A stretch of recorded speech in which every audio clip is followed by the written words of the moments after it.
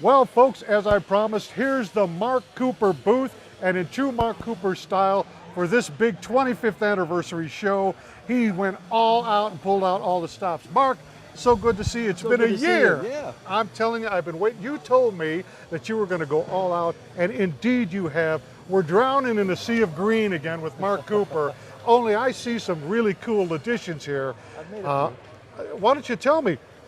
Here's the sea green set again. I know something's different about it, but I remember this, Tom, but what's different about it this year? Well, this is a different bass drum from last year. Uh-huh. Same era, early 30s, late 20s.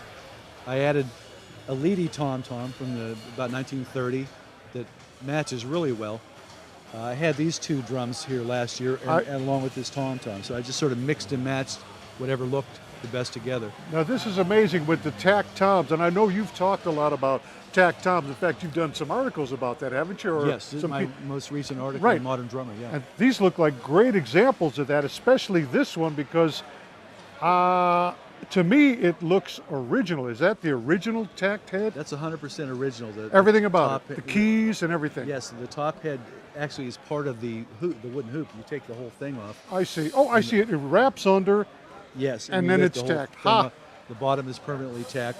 Isn't that something? These were retacked by Jack Lawton. Okay. And under the humidity we're having, they're very loose, but in a dry environment, they tighten up really nice. Yeah, on that topic, guys, now we've talked about this before, but it will take a moment to talk about these calfskin heads, or pigskin sometimes. These are goat skin. These are goat skin, okay, but animal skin, you know, when the humidity, years ago, the trouble with it was it would sag with the humidity, and that's why they started putting heaters and bass drums and lights to generate some heat to dry things up inside. And unfortunately, with the tom-toms, you really couldn't do that too much. Yeah, on the bass drums they could put lights in them, and they started using them as a decorative thing too, but it really had a function. Yes. So what year again is this bass drum? This bass drum is a Slingerland, roughly 1930. It has the art gold hardware, which is it's an imitation gold lacquer to look like real gold. Yeah. Now, as are these two drums. Yes. Now I'm noticing the stand. You didn't have that last year. No, did that's another addition. That's actually it's a Slingerland. I'm trying to think of the name, but it's not Paxall. I thought it resembles the Paxall very much, but yeah, similar. And it stands. Yes, it stands on its own. Okay. Stands on its own. And it's actually from about a little bit later era, from about 1937, 38. And you would see those on Radio King drum sets. Where'd you find that? Actually, that came from a big-time collector who's here, I think is here today, Rich King. Oh, yes, Rich. You know, he's known for coming up with these consoles. I don't know how he does it, but Rich, we thank you for it. We love the fact that you come up with that stuff. Thank you, Rich. And I notice you just have 2 temple blocks mounted here. Is that correct? It looks like it because of the number of holes, except I'm seeing, oh no, that's for the sim. Okay, yeah. Well, you could have done anything with these. You could put a whole set of them on, or just 2 like I did. I have a whole set, but I wanted to incorporate them in and put a cymbal on there. So we've got Slingerland here with the bass drum, Slingerland sea green, and we've got this is leady. Leady sea else green is Slingerland, except for this. Now note the match, guys. Look at, I mean, Mark Cooper is famous for sea green, but this particular set, look, you've got Leady, Slingerland. The colors are very close. I can't believe it, yeah. And even the diamond pattern. Many times, you'll match the color, but the diamond pattern will be a little smaller. And it's with this color, it's so hard to find a complete set of anything in this color, so there is often a lot of piecing together. It has to be done. And all this art gold is original? Yes. You haven't done anything to it? It's all original. Mark, this is an exceptional set. I can't believe this makes 3 years in a row that you have showed up with some different version of a sea green set. I want to keep you on your toes. And you are. Well, let's run down the line here. I mean, this booth looks great because you've gone all out for the 25th year of the show. Where would you like to start? I see some more sea green here. Let's run down this line of snares here. This is terrific. Okay. Right here. Now, this is an old rewrap that somebody did years ago. They stripped the finish off a bass drum, which I do not recommend, but it Okay. was, unfortunately it was done. But they covered this in original leady green pearl. This drum is from about 1930, 31. Uh-huh. Right. All original as far as restoration, or what did Yeah, you so just all clean original. it up and that's yeah, it? that's all I did. It came. Huh. This is how it came to me, Very interesting. and it has 2 seams on it, so that really tells you right away it's a rewrap. Mm-hmm. But it was nicely done, and I love the color, obviously. Now this. Right here, we have. This is a about 1928 Liberty snare drum. You're familiar with Liberty? This is very much like mine. In fact, can we bring that around here to the Yes. strainer? I want to point out something if I can. Now tell them a little about the Liberty Company and how they tie in with Slingerland. The Liberty Company is a bit of a mystery. There are no catalogs that I'm aware of. Hello, Mark. This is we the grabbed Liberty. we grabbed the wrong This drum. is See the what- Liberty model that people confuse with the Fancher model. But yes, there's a Liberty. All right, this is the Liberty. There it is. See what you're doing to I'm me? just going to set this right here. I'm easily. so nervous. It's because it's the big 25th. I'm so nervous. I'm Here making we have, mistakes. all right, now you can see how we could easily confuse that. But look, hone in on the badge here and you'll see that it's an oval badge, very much like what, who had the oval badges? Ludwig and Ludwig. Ludwig and Ludwig. Made Now, by the same people, Yes. most likely. Yet, if you can see this, it's the Liberty Company. They're very significant because they're tied in with Slingerland. Right. They went out of. They were going out of business, and Slingerland bought.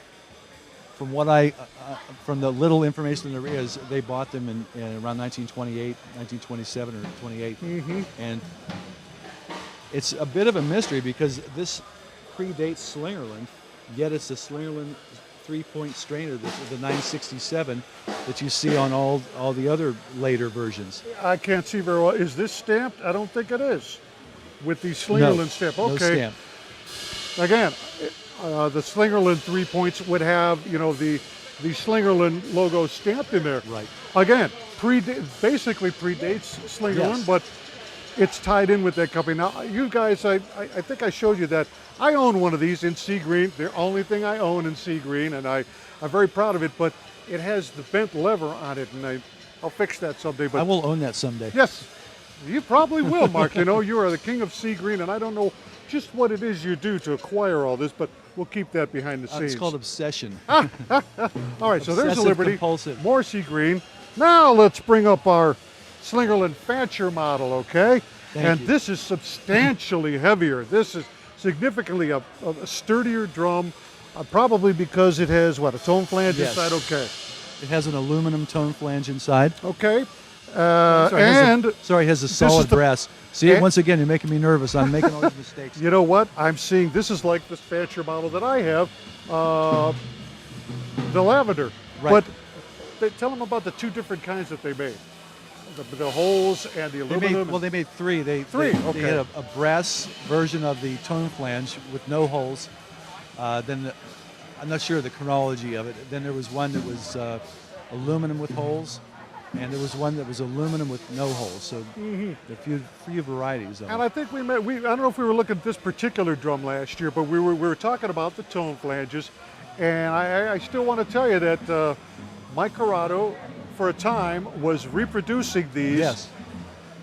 to a T. They were exact knockoffs. I don't know if he was doing the aluminum and the brass, but Yes, he's done both. yeah, but I'm telling you, much heavier than the Very Liberty. heavy. Let's see, do we have our stamp here? Yes, it's kind of faint, but Yes, you there's a guys will slinger. never see it in camera, but this it- does. These require a special oversized head yeah. to fit the tone flange. You can't. If you try to put a regular 14-inch head, it just won't go on. Yeah, I love these, Mark. This is cool. Along, we are drowning in the sea green with Mark Cooper. Let's go move on to some more here. Okay. Now what we have here, Okay. this is about a 1930 Leedy Broadway standard. This gold plating, which Leedy referred to as knobby gold, this was actually redone by Adrian Kirchler because Interesting. it was really far gone. And There's that name, you guys. Now, we got a special surprise for you while we're at it. Adrian Kirchler is at the show this year, okay? special trip he made for the 25th anniversary. We hope to be speaking with Adrian a little more today, but this is the kind of work he does, and we're going to be showing some more of his stuff. But right now, we're still on Drowning with Mark Cooper in a Sea of Green. This is not uncommon for the top collectors to employ Adrian to do this kind of work. Look at this. This is what he does. All the top guys use it. I had the option to have it aged, like an aged look, but I chose to just go with I see. An obvious, replating. He's a true artisan, and now this sea green is very This is interesting. called, Leedy referred to theirs as green pearl. Slingerland was called sea green pearl. It's a slight difference. If you get interested in these colors and some of the others that are in this family, you can start to tell the difference with the companies. Slingerland from Leedy. And Ludwig called theirs emerald green. Yeah. So everyone had a different name for their version of it. All right, let's move on to the next. Okay. And here we have another drum, almost similar to the previous Leedy Broadway. This is also a Broadway standard from about 1930, 31, 32. And this has nickel hardware on it, as opposed to the knobby gold. Basically the same drum. Same badge? Same badges? Yes, same badge. Okay. Interesting. Same white painted interior. And I do see the similarity in the sea green. This is cool. And what strainer is this? This is called the Broadway strainer. Okay.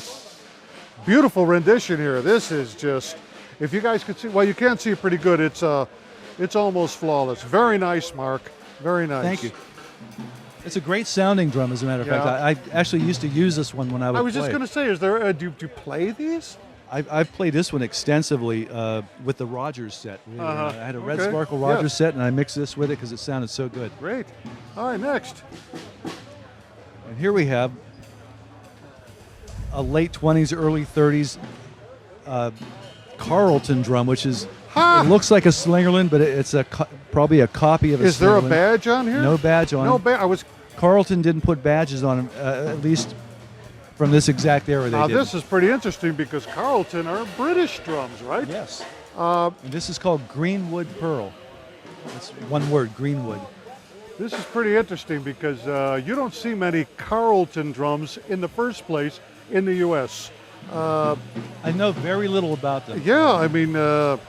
this is obviously, this handle is not original, obviously. The strainer, the throw-off, is identical to a Slingerland. Whether or not it is, sometimes they would have made in England on the back. This doesn't. Okay. So I don't know what the story on this is. So what is being used here? Is this just a fabricated piece? I have no idea what that is, to tell you the truth. I had it and it fit, so I used it. Amazing how the Europeans picked up on Leedy and Slingerland, and almost like the Japanese did in the 60s, but yes, there was a lot of copying going on. The quality was different, I think, of their reproduction. I think the wood on this drum is birch. And I'm noticing these re-rings, the reinforcement rings here. Thick. Look at that. So it really was an attempt to copy Slingerland's solid maple shell using birch for whatever reason. Yeah. And we've got a grommet here. Yes, right here. Look at that. That's an odd place to put the grommet, too, right over the butt plate. You see that a lot, though. Leedy did that in the 20s. Would you say that's Bakelite? Feels like it to me. I think it might be, yeah. Yeah, very interesting. And again, this is very similar to Leedy. I think Leedy Green, what was the name you called it? Greenwood Pearl. That's an interesting name. All right. Now, I want to take a look at something back here. We're going to get out of the sea green for a second here. And we're going to stand up. Yes. Mark, what do we have over here? Now we have a new addition here. This is pretty cool. Look. Oh, we're going over here. Okay. Yes, we're going right here. This is a really rare finish. It was only available for a couple years, like 1929, 1930, 31. It's called Rose Pearl. We've featured some other rose pearl. In fact, the first show that we had you on, you showed up with, I think a rose pearl. Yes. And it's almost the same identical snare drum. It's a Slingerland tone flange artist model. We just talked about the tone flange. Okay, now does that have the solid tone flange in it? This has the aluminum with the holes. Okay. I'm not sure about the chronology with that as to were they all available at the same time? No, I think the aluminum without holes was first, the brass without holes second, and the third was aluminum with holes. Okay. Maybe. Yeah. I think Mike Curata would really Yeah, be able to give you a closer. he's the guy. chronology on Beautiful, this. and we've got a bass drum here. Did these come as a set, or did you put that together? Believe it or not, I found the one and then I found the other. This came from the great collector and drummer Bunny Carlos, and it had a lot of problems. The tone flange device is notorious because it's very sharp edged, Yes. for shredding the top edge of the brittle and pearl. Luckily, it's hidden by the triple flange. Or Well, the it wasn't double flange. entirely hidden. So what I had to do was I took some original rose pearl that I had saved, and I melted it in acetone, created like a goopy mixture, and I was able to paint it in. And then once that hardened, This is fantastic. after 24 hours, it would harden just like the rest of the pearl. And I wet sanded it and polished it. And there's little areas that if you get close enough, you might be able to see. Now, this is not the first time Mark Cooper has come up with one of these types of restoration techniques. He had a lavender, I don't know if it was a tone flange or not, but Yes, it was. a lot of damage like that. Just what we're talking about, right around the edges where the tone flange sits, chipped away, and he was so frustrated. I remember, hopefully, I think we will show that to you on the Vintage Drum Stock website, but this drum was an amazing restoration. You wanted to give up on it, but you stuck with it, and this is another example of Mark coming up with these very inventive ways of, restoring things, and it worked perfectly. I'm this I don't close know if to I it. invented it or not. I've been doing it for years. It made sense. I knew that acetone would dissolve this stuff, and whether or not it would be stable, Yeah. I didn't know. But Great restoration, Mark. Now, I think you had a little tooth pulling to do with this bass drum. Tell them about that. Yeah, this bass drum took me quite a while to acquire. It was owned by an older gentleman down in Tennessee, and it took a while to get it, but it showed up the day before I left for the show here. Talk about down to the wire, huh, Mark? Yes, and unfortunately, someone had installed 60s Oh, Slingerland spurs, yes, look at that. which I didn't know about until it showed up on Wednesday. That's something how they kind of admit that, but was this guy a drummer? Yes. So, Yeah, I guess he was didn't think that was important enough to check these spurs out here. I mean, they look nice, but totally incorrect. Yeah, they're professionally installed. Yes. He was a Dixieland drummer. Mm-hmm. And he's also the mayor of a town down in Tennessee. Hootersville. But but just because of the finish on that, I think it overrides that I was pretty just much. so happy to get this in. That's great. And the guy was such a nice guy Yeah. to sell it to me. So it came just in the nick of time. just in the nick of All right, time. here's our Star Slingerland set. I remember this. This was the star of the show, last year or the year before? Last year. This is great. These are rare. You don't see any of these around here. I mean, check it out. We've shown this previous shows. It basically speaks for itself. Mark, tell them about these lugs. Yeah, these are the very first version of Slingerland Streamline lugs. They have no inserts. They have threaded. And I love the S, the emblem here. If you'll notice, it's got the Slingerland S. These are early, rare to find. I love this era. About 1936. Yeah, great set. Now, are you selling any of this? Are you selling any of this year? No. Okay, Mark's displaying, and what a display it is, but we're really getting to something cool next. Check out Well, this. before we go any further, this drum is even more rare because it shouldn't really exist. This is a 1941, roughly 42 snare drum. This finish was discontinued around 1937. So it could be a case of leftover material being used, but I was so shocked to actually find one because I didn't think they would exist. It's those kind of things, those kind of little technicalities that make collectors such as Mark and the other top guys, Bonnie, Mike Carlton, all those guys love little nuances like that. And this was originally a 28-inch bass drum. That's right. Yeah, I forgot. There's a story behind this bass drum. I think I ran across one once, but you are able to explain It was a common this. thing in the in the late 40s, large bass drums were becoming out of favor as the bop era came in. What size is this now? 14 by 24. It's a 24, okay. Cut down from a 28. And it's done magnificently. I wouldn't know how to do that. I wouldn't either. I don't know how. It's a carpenter, obviously. Common practice, huh? Jeez. Cool set, the famous sea green set. We've all seen it before. So let's get out of sea green and let's get dressed here. Okay, this is a 1930s Leedy white marine pearl full dress model, Broadway parallel. You're just killing me with this. And believe it or not, this was all pieced together. These came all separately. Sheesh, how'd you do that? This came from a collector named Joe Luoma, who we all Okay, know. Joe, we'll be talking to Joe. This came from another collector, Gary Nelson. And this, I think I bought this from someone on eBay. I mean, what are the chances of that matching? You can see, folks, that look, it's just, you know, you have a little darker here in the appliques. And a little mixture of eras here, because this bass drum is, because it has these lugs, would be 1939 or later. Right. This is early 30s, late 20s, early 30s. I can't quite explain this, except it probably was a special order that some older drummer wanted this design. Now, one thing I'm noticing is we've got, what are we calling this as opposed to this? I want to say glitter or, you know, sand, or what do they call this?